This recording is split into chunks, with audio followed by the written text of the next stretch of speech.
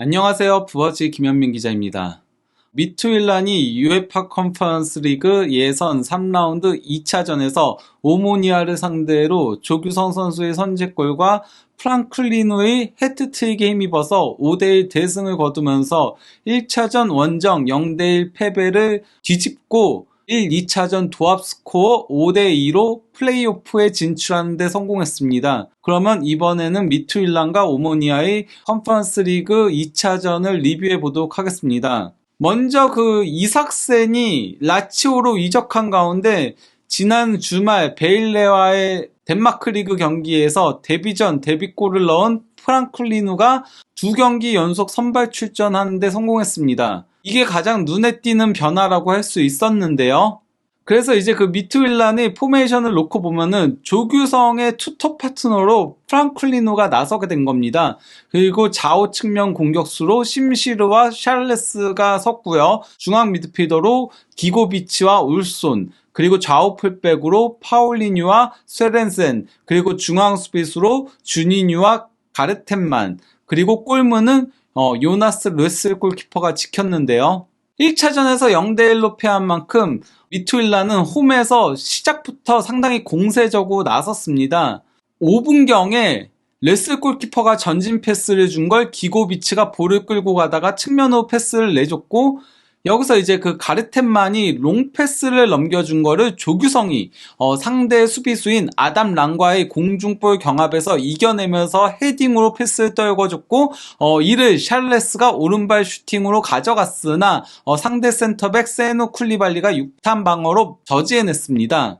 이어서 12분경에는 하프라인 근처에서 조규성 선수가 전진 패스를 연결해 준 거를 프랑클리누가 왼발 슈팅으로 가져갔으나 이는 골키퍼 선방에 막혔죠. 골문 구석으로 향하는 좋은 슈팅이었으나 막히는 장면이었습니다. 그래도 이제 첫 두 번의 슈팅에서 조규성 선수가 키 패스를 연달아서 기록하는 모습을 보여줬습니다.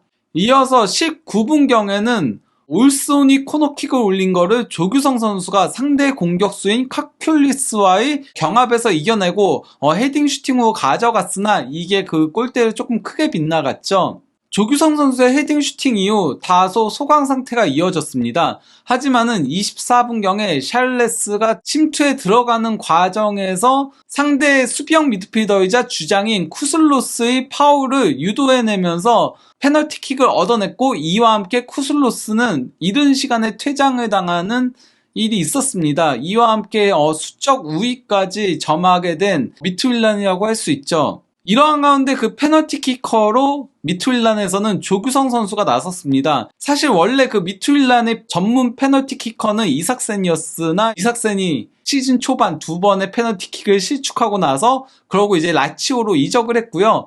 그러고 이제 지난 주말 베일레와의 덴마크 리그 경기에서는 조규성 선수가 페널티키커로 나섰는데 이게 그 상대 골키퍼 선방에 막히고 말았었죠. 그래서인지 다소 긴장한 표정이었는데요.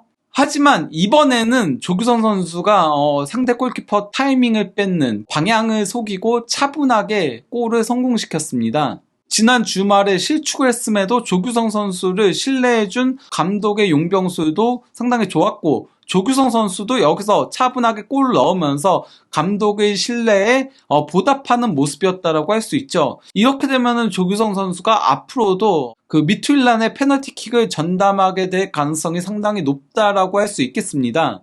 하지만 선제골의 기쁨도 잠시, 곧바로 5분 뒤에 오모니아의 동점골이 나왔습니다. 사실 그 오모니아가 이 경기에서 거의 공격을 하지 못했는데요. 이 공격은 상당히 좋았습니다. 그 수비 진영에서 상대 미드필더인 베주스가 이제 롱킥을 넘겨준 거를 미투일란 수비 뒷공간에 파고든 카클리스가 그 레슬 골키퍼가 각도를 좁히고 잘 나왔음에도 반박자 빠른 센스 있는 논스톱 로빙 슈팅으로 골키퍼 키를 넘기면서 동점골을 넣은 건데요. 이러한 가운데 그 전반 종료 5분을 남기고 미투일란의 파상 공세가 이어졌습니다. 먼저 그 40분경에 심시르가 드리블로 베주스를 제치고서는 횡패스를 내줬고, 올손이 다시 이제 볼을 끌다가 전진 패스를 연결해 준 걸 심시르가 받아서 접고, 다시 이제 스루 패스를 찔러줬고, 여기서 이제 조규성 선수가 이타적으로 패스를 내준 걸 샬레스가 슈팅 후 가져갔으나 상대 오른쪽 풀백인 매튜스가 6탄 방어로 이를 저지했습니다. 그리고 또 이제 43분경에는 기고비치의 크로스를 조규성 선수가 골문 앞에서 매우 강력한 헤딩 슈팅 후 가져갔으나 이는 상대 골키퍼인 파비아누가 미친 선방을 펼쳤습니다. 이는 거의 뭐 한 골을 막아내는 선방이나 마찬가지였는데요. 그래도 조규성의 장기인 헤딩 능력을 확인할 수 있었던 장면이었죠. 그리고 이 조규성의 헤딩 슈팅에서 이어진 코너킥 찬스에서 결국 미트윌란에 다시 리드하는 골이 나왔는데요. 올손이 짧게 코너킥을 내준 걸 심시르가 다시 리턴 패스를 연결했고, 여기서 올손의 정교한 크로스를 조규성 선수가 앞에서 뛰면서 상대 선수 2명을 유인을 했어요. 여기 보시면 조규성 선수가 떠있을 때 상대 선수 2명이 같이 떴죠. 이전 장면에서 이제 뭐 조규성 선수가 계속 이제 공중볼을 장악하는 모습을 보여주니까 오모니아 수비수들이 이제 조규성을 견제할 수밖에 없었는데, 이게 그대로 지나갔고 뒤에서 세도에 들어오던 프랑클리누가 헤딩 슈팅으로 골을 넣은 거였습니다. 조규성 선수가 일단 뭐 코너킥을 만들어낸 것도 조규성 선수였고, 또 이제 여기서도 미끼 역할을 확실하게 해냈다라고 할 수 있겠죠. 여기서 그치지 않고 미트윌란은 전반전 추가 시간에도 연달아서 이제 추가골을 노리고 나섰는데요. 먼저 그 추가 시간 1분경에 올손이 왼쪽 측면으로 환상적인 방향 전환 패스를 넘겨준 거를 파울리뉴가 잡아서 크로스를 올렸고, 이를 조규성 선수가 헤딩 슈팅 후 가져갔으나 골키퍼에게 막혔습니다. 조규성 선수의 미트윌란 데뷔골이 파울리뉴의 크로스에 이은 헤더골이었는데, 이를 마치 그 연상시키는 장면이었죠. 결국 그 전반전 추가 시간 3분경에 미트윌란의 추가골이 나왔습니다. 심시르가 측면에서 파울리뉴한테 패스를 주고 이제 다시 리턴 패스를 받은 다음에 여기서 이제 심시르의 환상적인 원맨 돌파가 나왔습니다. 드리블로 상대 선수를 2명이나 제치고 들어가서는 페널티 박스 안까지 들어가서 이제 컷백을 줬고, 여기서 이제 파울리뉴가 이거는 저는 패스보다는 슈팅이라고 봤는데요. 어쨌건 그 강력하게 패스를 준 거를 파포스트에서 쇄도에 들어오던 프랑클리누가 방향만 바꾸는 슈팅으로 골을 넣은 거였습니다. 이와 함께 미트윌란은 전반전을 3대1로 리드한 채 마무리했습니다. 이미 전반전에 1차전 결과를 뒤집는 데 성공한 미트윌란이라고 할 수 있겠죠. 그리고 이제 미트윌란 공식 SNS에서는 조규성 선수의 페널티킥 골 장면을 이제 그 메인으로 올려놓았습니다. 전반전은 뭐 미트윌란이 압도했다라고 할 수 있겠습니다. 특히 이제 수적 우위를 점하기 시작하면서부터는 일방적이라고 할 수 있겠는데요. 점유율에서도 66대 34로 크게 앞섰고요. 전체 슈팅 숫자에서도 17대 4, 그리고 유효 슈팅도 8대 2로 많이 앞섰습니다. 코너킥도 4대 1이었고요. 또 이제 빅찬스도 4대 1이었습니다. 이 중 미트윌란은 빅찬스 3번을 골로 연결시켰죠. 한 번 놓친 게 바로 이제 조규성 선수의 골문 앞 헤딩 슈팅이 상대 골키퍼 선방에 막힌 거였죠. 그러니까 이것도 사실 놓친 거라기보다는 상대 골키퍼가 정말 잘 막은 거라고 할 수 있겠습니다. 이러한 가운데 그 미트윌란은 후반 시작과 동시에 샬레스를 빼고 공격수인 카바를 교체 출전시켰습니다. 이와 함께 이제 그 조규성과 카바가 투톱에 서고 프랑클리누가 오른쪽 윙으로 이동을 했는데요.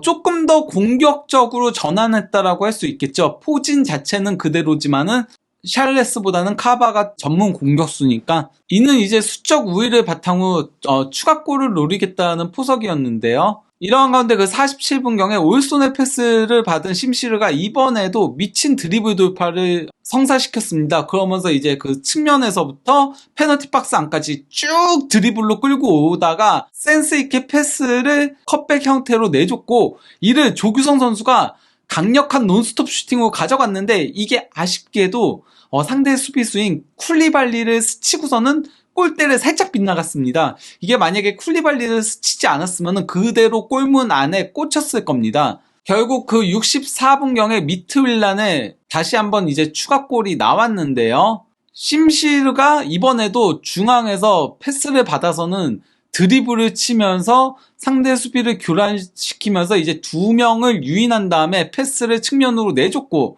여기서 이제 그 쇠렌센이 정교한 크로스를 올린 거를 카바가 헤딩으로 떨궈줬고, 이를 프랑클리누가 환상적인 논스톱 왼발 발리 슈팅으로 골을 넣은 거였습니다.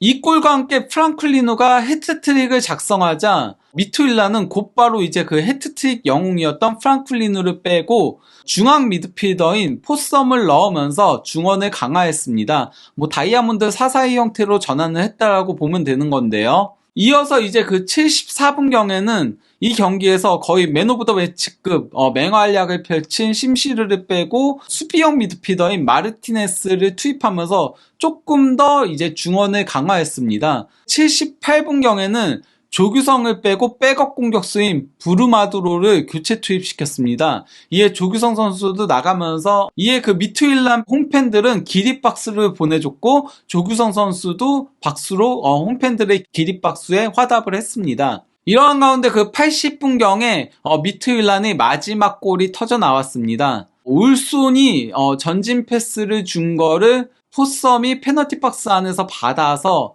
패스를 내줬고, 이를 페널티 박스 안으로 세도에 들어오던 기고비치가 정교한 논스톱 슈팅으로 골을 넣은 거였는데요. 이대로 경기는 미투일란의 5대1 대승으로 마무리됐습니다. 후반전 기록만 놓고 보면은 미투일란이 슈팅은 그렇게 많이 가져가지 않았어요. 전반전보다는 상당히 적었는데요. 전반전에 17회였으나 후반전은 6회였죠. 하지만은 이게 그 슈팅을 최대한 아끼면서 결정적인 찬스를 만들어내기 위한 거였기 때문이었고요. 점유를 하면서 확실한 찬스를 골로 연결하려고 한 거죠. 그러다 보니까 이제 후반전 점유율은 전반전 67%보다도 더 높은 73%까지 올라갔습니다. 그리고 두 번의 유효 슈팅을 모두 골로 연결시켰죠. 그러면 조규성 선수의 이 경기 활약상을 체크해 보도록 하겠습니다.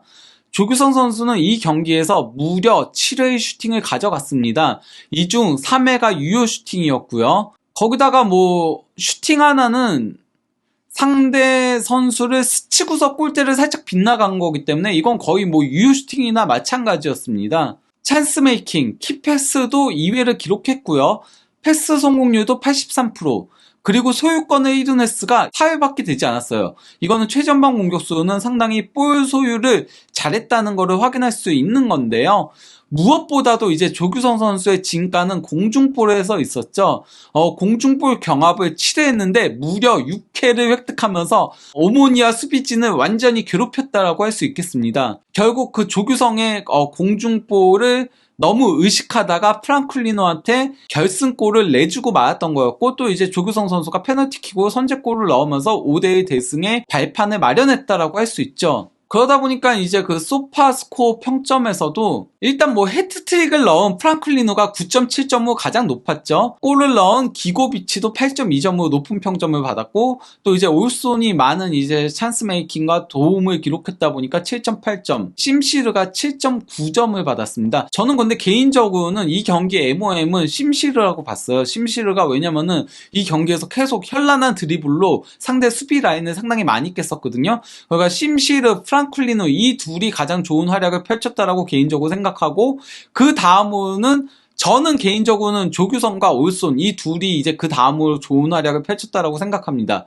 그리고 이제 기고비치, 근데 이건 아무래도 기계직 평점이다 보니까 골을 넣은 프랑클리노와 기고비치가 조금 높게 나오고, 조규성 선수도 골을 넣었지만은 이 둘보다는 평점이 떨어지는 이유는 페널티킥이다 보니까 아무래도 그 가중치가 조금 떨어지게 나왔다라고 할 수 있겠죠. 어쨌건 뭐 조규성 선수가 앞에서 버텨줬기 때문에 심시르와 프랑클리노의 활약도 나올 수 있었다라고 할 수 있겠습니다. 이러한 가운데 그 미투일라는 오모니아전이 끝나고 나서 오피셜을 띄웠는데요. 조규성의 파트너로 중용되고 있는 프랑클리노한테 밀린 카바가 스페인 라리가 팀인 라스팔마스로 이적하게 됐습니다. 그래서 뭐 카바 땡큐 이렇게 올린 건데요.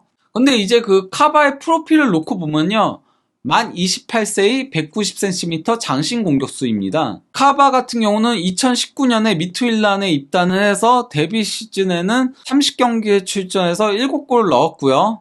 그리고 2020-21 시즌에도 덴마크 슈퍼리그와 챔피언십 라운드라고 리그가 한국처럼 상위 스플릿과 하위 스플릿으로 나뉘는 거거든요. 그러니까 K리그로 따지면 상위 스플릿이라고 보면 되는데요. 27경기에 출전해서 11골 4도움을 기록을 했었습니다. 하지만 이제 2021-22 시즌에는 OH 루벤이라는 벨기에 팀으로 임대를 떠나서 주필러 리그에서 26경기 10골 2도움을 기록을 했었고요.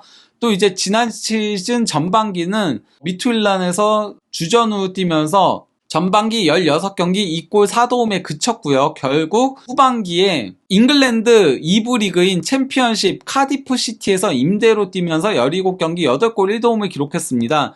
그리고 이번 시즌은 시즌 막 시작했을 때는 이삭센과 조규성에게 밀려서 백업으로 나왔고, 최근 이번 경기 포함해가지고 최근 2경기는 프랑클리노한테 밀려서 교체로 출전을 했던 거였는데요. 근데 이제 그 조규성과 프랑클리노한테 밀린 만 28세 선수가 스페인 라리가로 이적을 했다. 이 얘기는 만 25세인 조규성 선수도 충분히 빅리그로 갈 수 있다라는 소리나 마찬가지인 거죠. 즉 조규성 선수가 미투일란에서 지금 같은 활약상을 쭉 이어간다면은 충분히 다음 시즌 아니면 빠르면은 이번 겨울에도 빅리그로 갈 수 있다라고 할 수 있겠습니다. 그러면 이제 그 미투일란의 향후 일정을 살펴보도록 하겠습니다. 미투일란은 당장 그 주말에 덴마크 강호인 브렘비와 경기가 있죠. 이게 바로 미투일란이 가장 먼저 프랑클리노와 심시르 그리고 조규성 같은 핵심 선수들부터 뺀 이유라고 할 수 있겠고요. 그리고 또 이제 유로파 컨퍼런스 리그 플레이오프에서는 폴란드 강호인 레기아 바르샤바를 만나게 됩니다. 그러고 나서 이제 그 다시 주말에는 노르셸란, 이 팀도 덴마크에서 상당히 강팀이거든요. 그러고 다시 이제 레기아와 컨퍼런스 리그 플레이오프 2차전을 치르게 되는데요. 이 4연전이 죽음의 일정이라고 할 수 있겠습니다. 그러고 나서는 이제 오르우스와 덴마크 리그 경기를 치르고, 또 이제 덴마크 리그 2라운드에서는 아베느라와 경기를 치르게 됩니다. 비록 죽음의 일정이지만 프랑클리노가 지금 2경기 연속골을 넣고 있고, 또 이제 조규성 선수도 마침내 컨퍼런스 리그에서 1호 골을 이번 경기에서 기록을 했습니다. 이런 점들을 고려하면은 미투일란이 비록 레기아가 만만한 팀은 아니지만은 유로파 컨퍼런스 리그 본선에도 오를 수 있는 그런 가능성을 보여줬다라고 할 수 있겠는데요. 분명한 건 조규성 선수가 벌써 미투일란에서 공식 대회 5호 골을 작성했다는 겁니다. 새로운 소속팀에 빠르게 녹아드는 모습을 보여주고 있는데요. 앞으로도 조규성 선수가 활약하는 경기들을 저희 한준TV에서 꼼꼼하게 체크해서 올릴 테니까요. 앞으로도 한준TV에 올라오는 영상들을 확인해 보시기 바랍니다. 감사합니다.